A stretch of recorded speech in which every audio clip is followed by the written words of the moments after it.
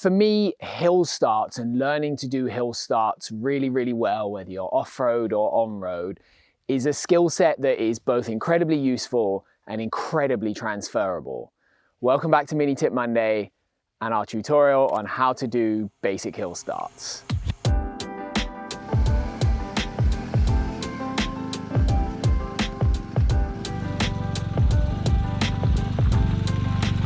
When it comes to doing hill starts, there's a couple of schools of thought about how they should be done. The primary way that you see this taught is the same way that you probably learned when you were taught to ride on the street by a traditional road instructor. There's nothing wrong with those methods. They work really, really well for getting you doing something quite technical quite quickly. That most common way that I've seen other people teach this is to use the rear brake as a holding brake and to then pull away. It's the same principle that a hill start assist function on a complicated motorcycle like a GS has, but you reach a point in your riding where that no longer applies. When the terrain gets too steep or too slippery, those methods are a little bit too abrupt and they have a little bit of a lack of finesse in how you deliver power through the rear wheel. So today I'm going to take you through the basics of how to do those hill starts. It's in a way that you determine all of the parameters. You decide how much power goes through the rear wheel, where your feet are going to go. And as you get better at riding, that skill will grow with you and you'll be able to take it further and further and further. The first step with any tricky hill start, whenever you're in any vaguely technical environment, is to be aware of the terrain that's under both your wheels and the impact that that's going to have on how easy your hill start is. If you watch any kind of really high level technical riding, say like trials or extreme enduro, they do this all the time. They're super aware of what their rear wheel is trying to pull away on. They'll be really careful to place it on an area that's got more grip than the surrounding terrain. This is a really good example. We've stalled the bike here and right in front of the rear wheel, I have a ledge and all of the rock is really slippery. If I roll this bike backwards by 1 meter, the terrain is much better for pulling away on. My front wheel will already be over this lump. My back wheel will be on good ground and it's going to make the whole process much, much easier. Another example of this is as I pull away, this bump is going to upset the balance of the bike. So taking those things into consideration and trying to at least be aware of learning the consequences of the terrain that you're riding on is going to make a massive difference down the road. The first part for me of learning to do really good hill starts is learning to hold the bike on the hill using the engine and the clutch, not using the brakes.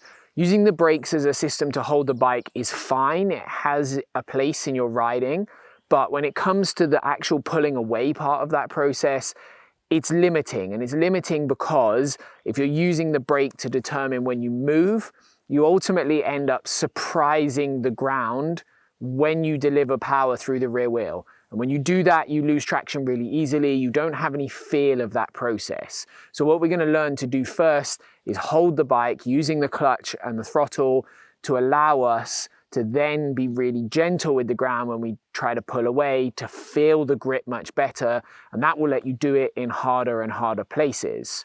So we'll turn our bike on.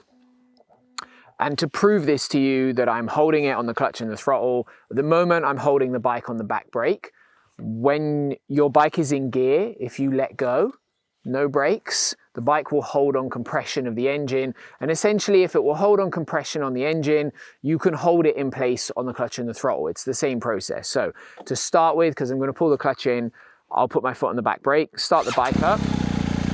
Now that the bike is running, you can see I'm going to add a little bit of throttle into the mix and I'm going to feel for the bite point. You can feel that because the bike starts to try and pull away. And if I come off the brake, I'm off the brake now, my leg is just there, nothing, no brakes on my hands either. I can hold the bike in this position. And then the transition from here to pulling away and doing a hill start is a little bit more throttle and a very slight movement of the clutch outwards. That's it, that's all you need to do.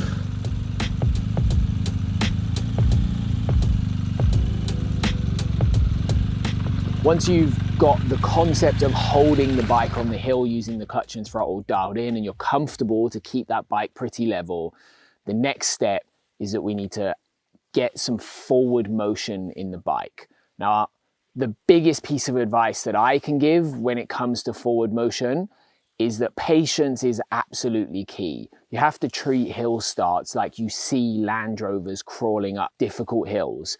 If you try to get to the top of the hill the moment you start moving, you will always break traction and make a mistake and not make your hill start. When it comes to actually making the bike move, there's a little bit of a balance that goes on here. It's not one thing or the other that you have to do. You have the clutch and the throttle as your two controls, and balancing those is what creates forward motion. It's the same as when you pull away on the flat. So as I go to pull away from my position of holding the bike on the clutch and throttle, I'll let the clutch out a little bit and see what that does, and I might need some more revs to see what that does. Now, the one thing that is really helpful in understanding this relationship is the throttle gives you power, but the clutch is your meter to the amount of power that meets the rear wheel. So in theory, you can do a hill start absolutely wide open if you're metering the right amount of clutch with your other hand.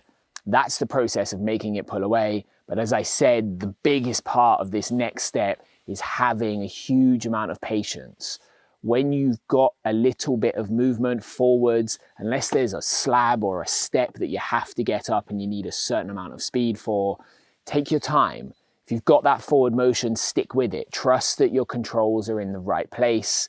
Keep moving forward at the same pace, and over time you will build enough speed so that eventually you can get to the point that the clutch can come out and you can accelerate away. If you reverse that process and you try to make it happen too quickly, you'll break traction really quickly. And when you do this on a hill like we're on here, where there's lots of drops and holes to put your feet in, it gets messy quickly.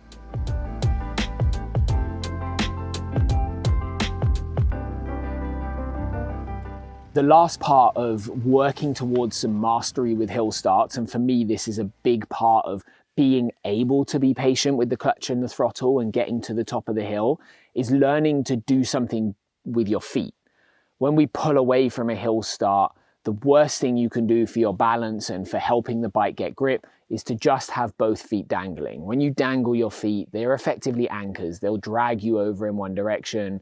Your balance isn't very good. You don't have great control of the foot pegs of the bike. And so learning to do something productive with them will make a really big difference. The first and most basic step of this is pulling away and paddling your feet. If you're gentle with it and you paddle, it's very easy to keep up with the bike. You'll see this technique used a lot in really extreme enduro situations where people are sat down and they're paddling gently as they're constantly kind of tracking their way up the hill.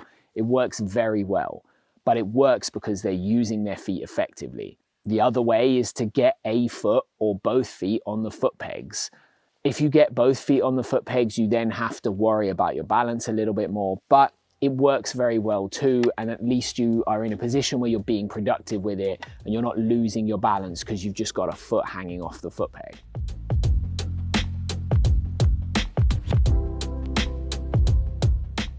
I hope this week's Mini Tip Monday has been helpful and you've learned a little bit more about the basics of hill starts. There's no doubt that this is a kind of reductive level approach to this problem. Hill starts are very complicated, and the better you get on a motorcycle and the more difficult places you try to do them, the more you'll realize that.